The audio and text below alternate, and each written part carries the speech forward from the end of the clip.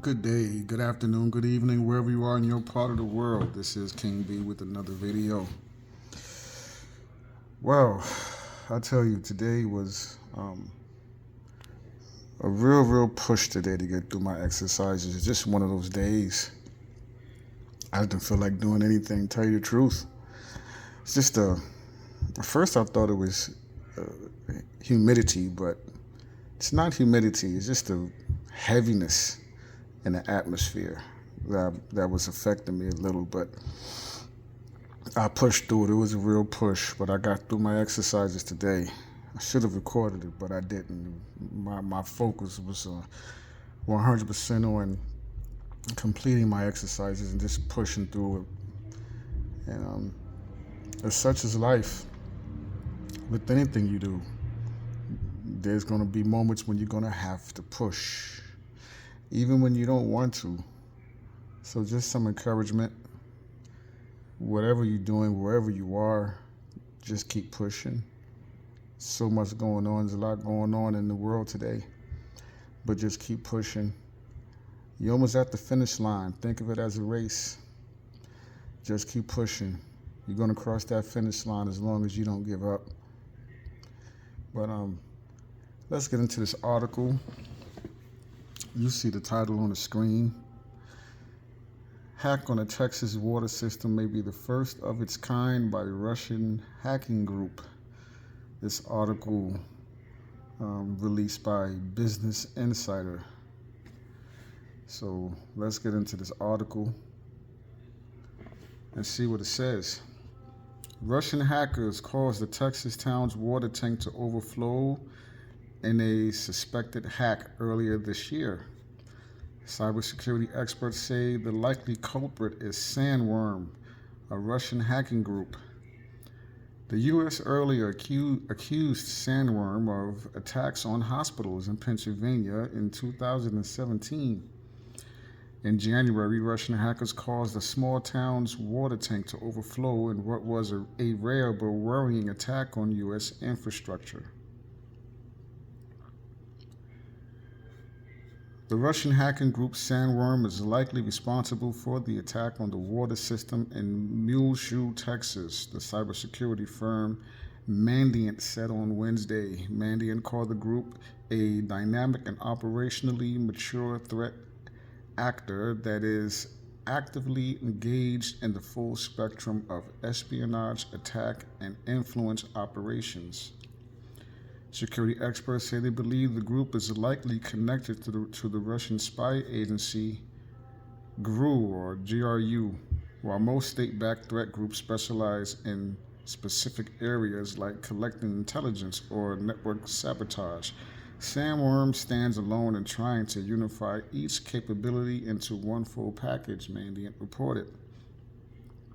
Hackers posted a video to Telegram of themselves manipulating Muleshoe's water system, showing how they overpowered it and reset the controls, according to the Washington Post.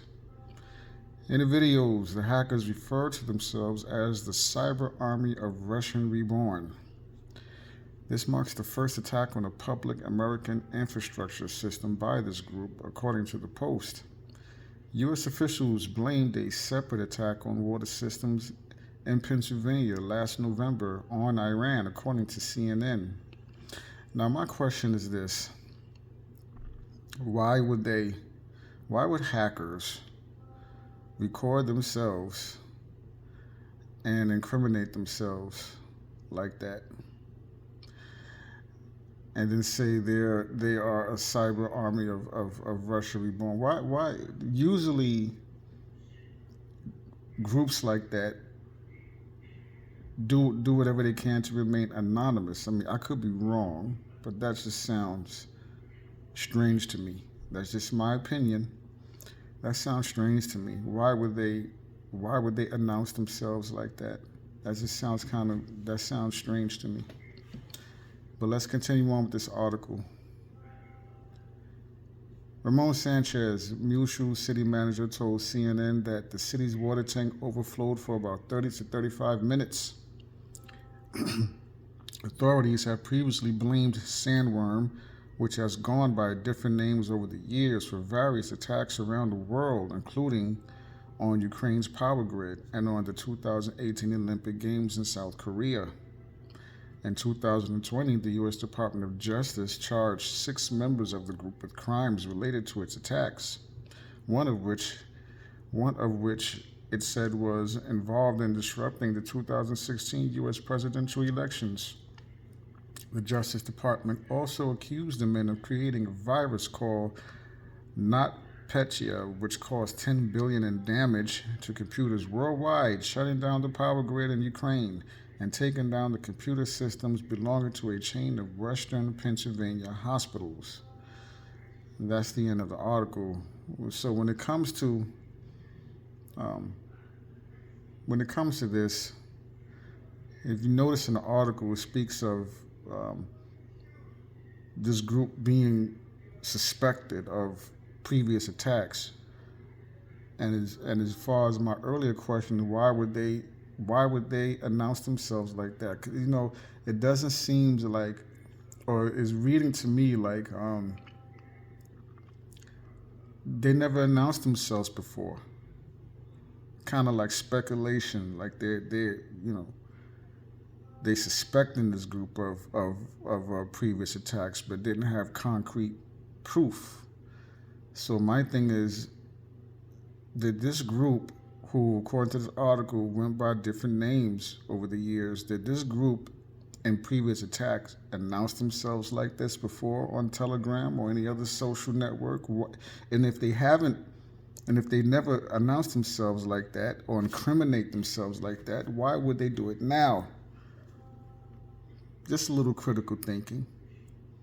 And again, it just sounds weird to me, right? But this is, when people think of war, usually think of war as far as boots on the ground and planes and aircraft carriers, and but this is a different kind of war. It's much more technical now. Because we in the computer and digital, right? It's much more technical now. So this is the type of stories. Stories like this are important.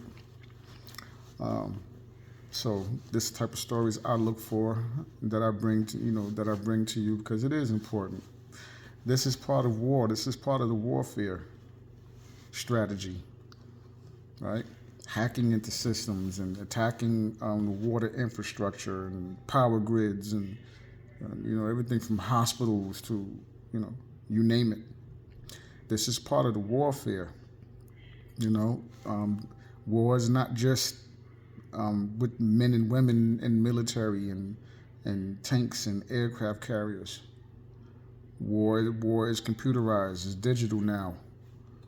All right, so that's it. That's all I have for this video. Short video. Back to what I said in the beginning about the heaviness in the air. Let me know in the comments. Anyone who watched this video, do you feel a heaviness in the air, in the atmosphere? It's just a heaviness that I'm feeling today. And I've been feeling really, but today more than usual. All right. I do know there's a lot of earthquakes going on. That's happening. That's been happening. Happening right now. So just keep your eyes and ears open. I'm doing my part, keeping my eyes and ears open. And whatever I find, I will bring it to you in another video. But love yourself unconditionally. Keep your loved ones close. Plan. Make multiple plans. Have meetings. Talk about your plans as a group. And stay informed. Watch each other's backs out there. There's a lot going on. There's a lot of dangers. Stay prepared so that whatever happens, whatever situations you or your group may face, each and every individual knows what they're supposed to do. Protect the babies at all costs and the children. And of course, protect the women as well. The threat against children and women are real. Shout out to all the natural born women out there. And that's all I have for you. This is King B. To the next video. I'm gone.